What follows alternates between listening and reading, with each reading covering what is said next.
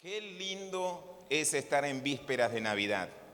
Creo que pueden pasar 50 años, más o menos, pero realmente el tiempo de Navidad es un tiempo precioso para todos nosotros. Es un tiempo que lo vivimos. Y uno quizás pasan los años, pero lo ve reflejado en los hijos. Y si no, el día de mañana los nietos, ¿no? Cómo esperan el momento de la Navidad y cómo disfrutan y disfrutamos todo este hermoso tiempo. Se puede oír música por todos lados, se pueden ver luces distintas en muchos lugares y reuniones, ¿no es cierto? Nos llenamos la agenda de reuniones para tener una despedida por acá, una reunión por allá y distintos tipos de actividades. Y para nosotros los cristianos deben ser una de las dos fechas más relevantes de nuestro calendario, la Navidad y las Pascuas, sin lugar a dudas, porque cualquiera de estas dos fechas nos llevan a poder ver el amor revelado de Dios para con nosotros a través de nuestro Señor Jesucristo. Es decir, en una fecha ves el pesebre y en otra fecha ves la cruz. Y eso es lo que nosotros celebramos. Y los cristianos debemos celebrar la Navidad con mucha alegría, con mucho gozo. Yo me acuerdo, aunque no lo parezca que tengo 20 años, más o menos 25, no importa, pero hace unos años atrás, algunos se cuestionaban en celebrar la Navidad. Y decían, no debemos. No, sí, es motivo de alegría, de gozo, y debemos celebrar con mucho entusiasmo esta fecha para la gloria de Dios. El tema es en poder discernir que la Navidad no es solo el recordatorio del nacimiento de alguien muy especial, alguien que marcó la historia, sino que es el anuncio de una visita. Y es justamente lo que en esta noche vine a hablarte. Por eso debemos nosotros los cristianos celebrar la Navidad de una manera muy especial, porque no estamos celebrando que nosotros hemos encontrado a Dios, sino venimos a celebrar y estamos celebrando que Dios vino al encuentro de la humanidad, al encuentro de cada uno de nosotros. Por favor, le voy a pedir que tengan la amabilidad de abrir sus Biblias en el libro de Lucas, capítulo 1, verso 68. Yo lo voy a leer en la versión Reina Valera, no importa la versión que tengas, pero es muy importante que me puedas seguir. Después voy a saltear unos versículos. Pero Lucas 1, 68 dice así: bendito el Señor, Dios de Israel, que ha visitado, y ahí yo marcaría, resaltaría en mi Biblia un redondel, esta hermosa palabra. Ha visitado y ha redimido a su pueblo, otra palabra que también yo marcaría. Y nos levantó un poderoso Salvador en la casa de David, su siervo. Vamos a saltar al verso 78, 7-8. Nos dice que por la entrañable misericordia de nuestro Dios, con que nos visitó nuevamente, marcaría, desde lo alto la aurora, para dar luz a los que habitan en tinieblas y en sombra de muerte, para encaminar nuestros pies por camino de paz. Estos versículos que yo seleccioné para leerle hace unos instantes corresponden a un pasaje que nos habla acerca de una profecía que Zacarías dio en el momento en que estaba naciendo su propio hijo, Juan el Bautista, profetizando lo que vendría en el próximo tiempo al pueblo de Israel. Lo que quiero resaltar de estos pasajes que les leí es que Dios visitó a un pueblo que estaba perdido. Y este es el primer punto que me gustaría en este momento señalar. Encontrarnos en un entendimiento, estar de acuerdo en que primero tenemos que aceptar un diagnóstico. Y el primer diagnóstico es que Dios vino a buscar lo que se había perdido. Si tienen la amabilidad de buscar Lucas en el mismo libro, pero capítulo 19, verso 10, Lucas 19, 10, Jesús nos dice: porque el Hijo del Hombre vino a buscar y a salvar, que vino a buscar y a salvar lo que se había perdido. Y acá permítanme hacer un alto por un instante. El primer punto que quiero señalar es qué no significa la palabra perdido. Porque a veces tendemos a suavizar el término de perdido. Y decimos, bueno, perdido es desorientado, perdido es confundido, perdido es un poco desviado. Pero Jesús, saben que en el original no está usando una palabra liviana cuando dice perdido. Ahora les quiero decir que sí significa la palabra perdido desde el punto de vista del original, en el sentido bíblico que Jesús les estaba hablando a los que estaban a su alrededor. Perdido significa arruinado, perdido significa roto, perdido significa echado a perder y también significa inutilizado para el propósito. No es alguien entonces que perdió el camino, que está desorientado. Es alguien que no puede cumplir el propósito con el cual fue creado. Para eso tenemos que entender que el ser humano fue creado para vivir en comunión con Dios. Si no, miremos el primer libro de la Biblia, en Génesis, miremos el Edén. ¿Cuál era la relación que nuestros primitivos padres tenían con el Creador? Vivir para reflejar la gloria de Dios. Fuimos creados también para caminar en una relación y no en una independencia, que es lo que hoy el humanismo predica. Viví tu vida, sé independiente, la mujer independiente, el hombre independiente. No quiero hablar de Racing porque pobrecitos vienen, pero eso viene al margen. Pero la palabra de Dios nos habla de una cosa totalmente distinta, nos habla de dependencia de nuestro Creador. Por eso tenemos que estar de acuerdo en entender que el pecado no nos dejó un poco mal. El pecado nos desconectó de Dios. Por eso, para los que toman nota, Romanos 3:23 nos dice de la siguiente manera: por cuanto todos pecaron, están destituidos de la gloria de Dios. Permítanme decirles lo que dice la otra versión NTV, porque es interesante y suma para ejemplificar el texto. Dice: nadie puede alcanzar la meta gloriosa establecida por Dios. Eso es lo que causó el pecado en nuestras vidas. Miren lo que dice el libro de Isaías 59:2. Nos dice: son sus pecados los que los han separado de Dios. Miren qué casualidad, cómo se conecta Romanos con Isaías. A causa de sus pecados, Él se alejó y ya no los escuchará. El pecado nos desconectó de Dios. Es como, por ejemplo, que vos compraste para tu casa un electrodoméstico nuevo, caro, de última generación, impecable por fuera, pero está desconectado, está desenchufado. ¿Qué sucede? Tiene diseño, tiene potencial, tiene valor, pero no cumple su función si está desconectado. Muchos viven, trabajan, progresan, forman familia, pero espiritualmente están desenchufados de Dios.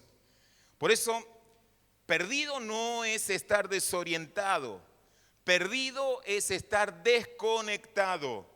No estábamos un poco mal, estábamos fuera de funcionamiento. Y no hay peor cosa que encontrarte con algo fuera de funcionamiento. Imagínate que tenés una cita y tenés que subir 8 o 10 pisos y llegás y el ascensor tiene un cartelito que dice: fuera de funcionamiento. Decime cuántos se ponen a alabar a Dios en ese momento.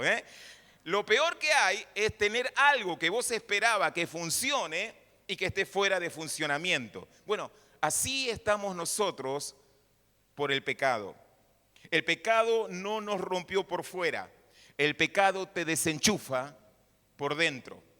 Podés estar impecable por fuera, pero apagado por dentro.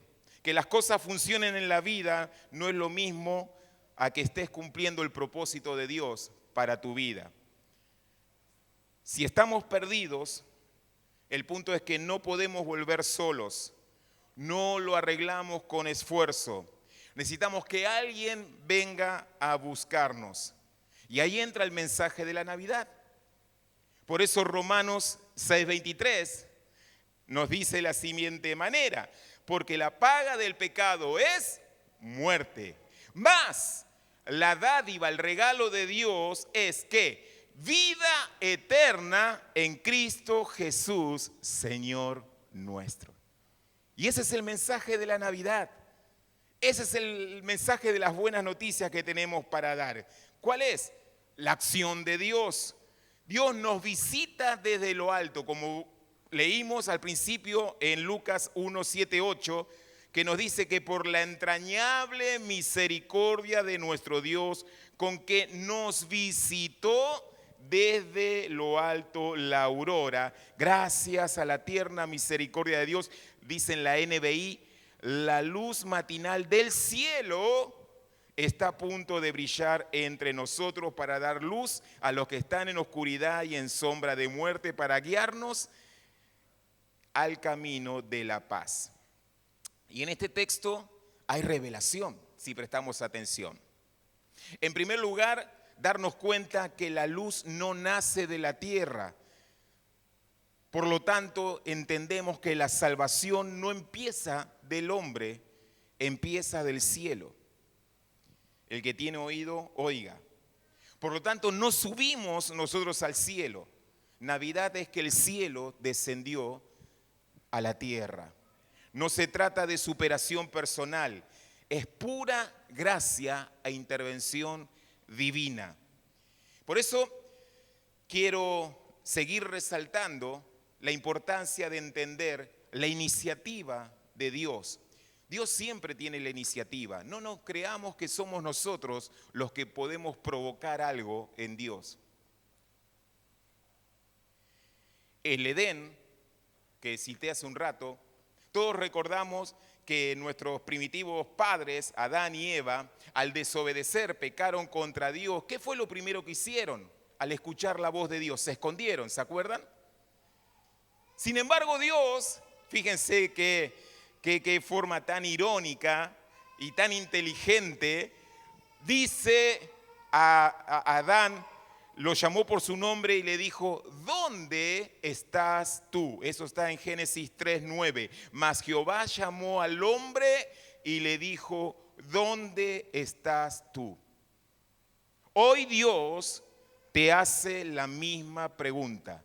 ¿Dónde estás? ¿Dónde estás? ¿Nos damos cuenta de esta verdad? Dios siempre viene al encuentro. Lo vemos desde el Génesis, después que el hombre ha pecado, Dios fue al encuentro. ¿O se piensan que Dios no sabía lo que Adán y Eva había hecho?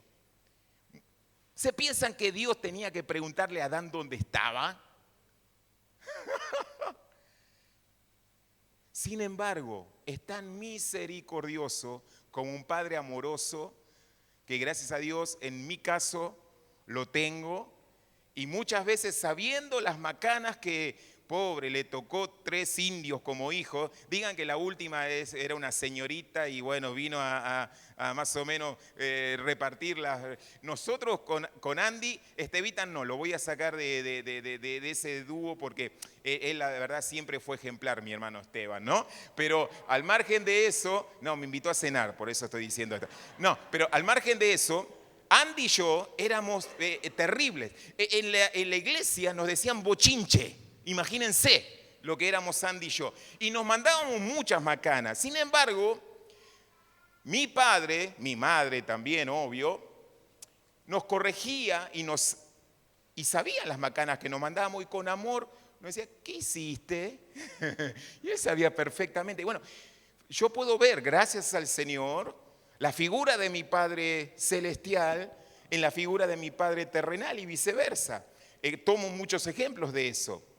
Y entiendo al Padre celestial venir después de la caída de Adán y Eva, la caída de la humanidad, venir a buscarlos. Y eso es tremendo. Ver que desde el inicio de nuestra historia de la humanidad, el Padre siempre tuvo la iniciativa de venir a buscarnos. Por eso debemos entender esta verdad. Nosotros solos no podemos hacer nada. Y entender que Navidad es justamente eso, el encuentro de Dios con el hombre. Por eso tenemos que tener la absoluta humildad de reconocer que no somos nosotros los que subimos, sino que fuimos buscados. Y la fe cristiana empieza no con esfuerzo, empieza con gracia. Si no fuese por la gracia de Dios, hoy no estaríamos vivos. Si no sería por la gracia de Dios, no seríamos salvos. Si no fuese por la gracia de Dios, hoy no tendría ni siquiera una camisa, una remera para ponerte. Si no fuera por la gracia de Dios, quizás no tendrías ni siquiera familia, hijos. Si no fuera por la gracia de Dios, no tendrías un futuro, una esperanza eterna en nuestro Señor. Por eso te digo que escuches el plan eterno de Dios. ¿Quién, cómo, cuándo? ¿Quién? Dios. ¿Cómo? Haciéndose hombre. ¿Cuándo? En el tiempo justo. ¿Por qué? Porque no hay nada improvisado en Dios. Nada apurado. Dios no vino a observarnos, vino a rescatarnos. Y en Navidad, en el pesebre, podemos ver la Trinidad divina en plena acción. El Padre enviando, el Espíritu dando vida y el Hijo haciéndose carne. El Trino Dios entero involucrado en la búsqueda de rescatar al perdido. Y ahí estamos vos y yo, mi amigo, mi amiga. En esa búsqueda estamos vos y yo. Por eso hoy mi mamá leyó al abrir Juan 1 y les voy a pedir que una vez más tengan la amabilidad de buscar en sus Biblias el libro de Juan capítulo 1. Reina Valera dice de la siguiente manera: en el principio era el Verbo, y el Verbo era con Dios, y el Verbo era Dios. Este era en el principio con Dios. Todas las cosas fueron hechas, y sin Él nada de lo que ha sido hecho fue hecho. Verso 4. En Él estaba la vida, y la vida era la luz de los hombres. La luz en las tinieblas resplandece, y las tinieblas no prevalecieron contra ella. Saltemos al verso 9. Aquella luz verdadera que alumbra a todo hombre venía a este mundo. En el mundo estaba, y el mundo por él fue hecho, pero el mundo no lo conoció.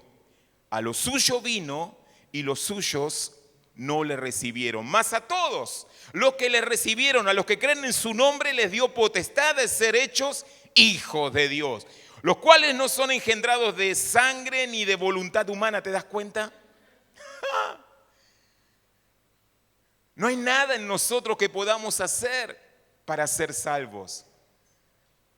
Ni de voluntad de varón, sino ¿de quién? De Dios. Y aquel Verbo fue hecho carne y habitó entre nosotros, y vimos su gloria, gloria como la del unigénito del Padre, lleno de gracia y de verdad. Alguien que me diga amén.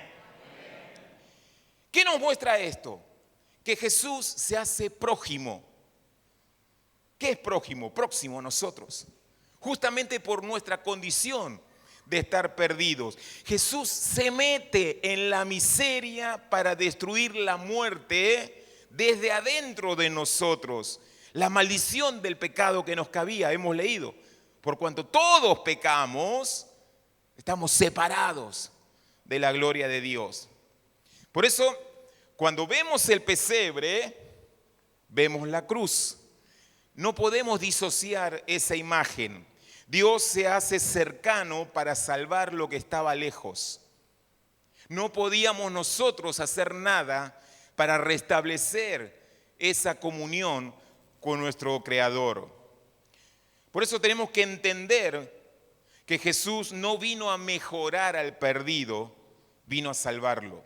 Nuestro mensaje tiene que ser claro, enfático, con quien podamos hablar de esta Navidad. Jesús no te hace más bueno. Estamos fallando en el mensaje. Jesús salva, cambia tu destino eterno y transforma tu personalidad. Claro que sí, sin duda. Porque aquel que pecaba no sigue viviendo en el pecado. Corrige lo que tiene que corregir a la luz de las Escrituras. Por eso, el siguiente punto que quiero tocar en este momento es la consecuencia que produce esa visita. Lo voy a leer en Lucas 1:79 en la NBI. Dice, para dar luz a los que están en oscuridad y en sombra de muerte y para guiarlos al camino de la paz. Y me gustaría por un instante hablarte de esta luz. La luz no tapa la noche, la luz la atraviesa. Juan 1:5, Reina Valera nos dice, la luz en las tinieblas resplandece y las tinieblas no prevalecieron contra ella. Así que luz en oscuridad. Segundo, conocimiento de la salvación. No es una teoría, no es religión, es una relación viva que Jesús vino a traer, siendo Él la puerta de entrada en esa relación con nuestro Padre. Tercero, perdón de nuestros pecados. Nosotros teníamos una deuda infinita, no la podíamos pagar jamás. Por eso Jesucristo fue la sustitución perfecta. Por eso la cruz fue necesaria. Una luz que además nos guía en el camino difícil que estamos todos nuestros días caminando, pero nos da una dirección segura. No sé a cuántos les gusta caminar de noche. A veces a mí me gusta con mi familia cuando nos tomamos unos días, generalmente buscamos lugares donde no hay nadie, solamente grillos, bichitos de luz y sapitos croando, nada más, ¿no es cierto? Y con mis hijos, a veces nos gusta salir a caminar de noche y llevamos una linterna en esos bosques, en esos lugares, ¿no es cierto? Pero por momentos yo le hago el chiste, uy, me quedé sin batería, me quedé sin pila y comienzan, ¿viste? Y nos guiamos por las luces que vemos de alguna casa o de la casa donde estamos nosotros para ir, bueno, después obviamente no, yo prendo la linterna, sino llegamos medio atareados. Pero qué lindo es ver una luz en medio de la noche. Te da certeza, te da claridad, te da dirección. Bueno, ahí tengo que ir. Esa es la luz de la salvación, esa es la luz de Jesús en nuestras vidas. Dice que además nos lleva por un camino de paz. Paz en medio del caos, de la tormenta que estamos viviendo. ¿Por qué? Porque nos promete su presencia constante. Alguien que me diga amén. Algo que dijo mi papá esta mañana en Ramos, que fue hermoso y también lo tomé. Caminar con Dios no elimina la noche, pero te da luz para atravesarla. La paz de Dios no anestesia el dolor, te acompaña a transitar esa temporada. Por eso qué bueno es entender que no caminamos a ciegas. La Biblia nos dice que caminamos siguiendo las huellas de nuestro Salvador, de nuestro Señor. El siguiente punto que quiero resaltar de lo que leí de Lucas 1:78 es el motivo. ¿Por qué Dios hizo eso? ¿Por qué ya desde Génesis Dios vino al encuentro de Adán, de Eva? ¿Por qué en el pesebre nos muestra que Dios viene a nuestro encuentro? ¿Por qué Dios hace eso?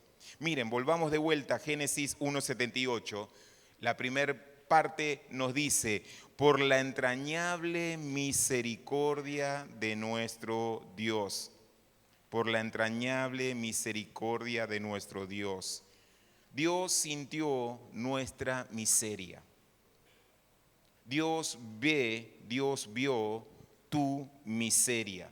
Por eso su amor se involucra con nosotros. Visitó a los que estaban, dice, en sombra de muerte. Por eso la visita de Dios no es por mérito tuyo ni mérito mío, es por la entrañable misericordia de Dios.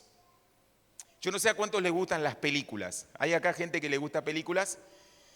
Por lo general yo me pongo de acuerdo y negocio con mi esposa, ¿no? Una de amor, una de que sea una historia así, pero después alguna me tocan alguna semana, una de acción, una de intriga, una de suspenso. Ella dice que son suspensivas, ¿sí? Bueno, ese es el término que usa, y a veces se tapa, no quiere seguir viendo, pero a mí me encantan. ¿Vieron esas cuando hay unos mineros o unas personas que comienzan a meterse por cuevas y de repente se pierden? Se les apaga. ¿Y qué pasa siempre? Se quedan sin luz, se termina de consumir la batería o las luces. ¿Y para dónde van? ¿Para dónde escapan? Porque es totalmente oscuridad. No ves, no sabes para dónde salir. Puedes ver otros caminos, otras cuevas para otros lados, pero ¿cuál es el camino para salir? Bueno, esa es la analogía, esa es la ilustración que yo quería traer a tu mente ahora, para que entendamos justamente cómo Dios vino a rescatarnos. Nosotros estábamos justamente en una cueva oscura. El perdido, es decir, nosotros nunca hubiésemos encontrado la salida, nunca hubiésemos podido hallar la forma de salir. Sin embargo, como en la película El Rescatista baja, trae luz y carga al herido y lo lleva arriba. Esa es la ilustración, la analogía que quiero que tengamos en nuestra mente, cómo Dios vino a rescatarnos. Y es justamente el mensaje de la Navidad. Dios bajando a buscar al perdido. Quiero terminar mientras pasa el equipo diciéndote que el eterno Dios en Navidad entró en nuestro tiempo finito. El eterno haciéndose finito. El niño del pesebre va a la cruz. La cruz rescata al perdido. Hoy seguimos siendo visitados por ese Dios. La verdadera fe empieza cuando dejamos de fingir que estamos bien y aceptamos que necesitamos ser encontrados. Por eso, hoy no hablamos solo de la Navidad. Hablamos de una visita que sigue vigente. Jesús fue claro diciendo, el Hijo del Hombre vino a buscar y a salvar lo que se había perdido. Eso significa algo muy simple, pero muy fuerte. Él vino por nosotros cuando nosotros no podíamos volver. Te repito, Él vino por vos cuando vos no podías volver. Tal vez alguien que me esté escuchando pueda decir, ok Sergio, pero mi vida funciona, trabajás, cumplís, seguís. Nadie podría decir visiblemente, externamente que estás mal, pero por dentro te das cuenta que te sentís cansado, desconectado y apagado espiritualmente. Y quizás nunca lo dijiste en voz alta, pero lo sentís en tu interior. Quiero decirte que no estás acá por casualidad. Es que Dios sigue visitando a los perdidos. Por eso quiero hacerte una invitación.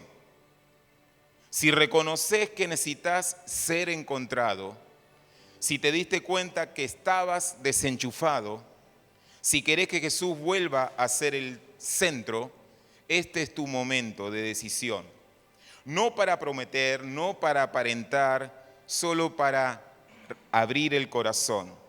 Por eso me gustaría invitarte a que ahí donde estás puedas inclinar tu rostro, cerrar tus ojos y acompañarme en esta oración a Dios diciendo, Señor Jesús, hoy reconozco que te necesito. Gracias por no quedarte lejos y por venir a buscarme. Me rindo a tu gracia. Te pido que conectes mi vida a tu propósito y que me guíes por tu camino eterno. Amén.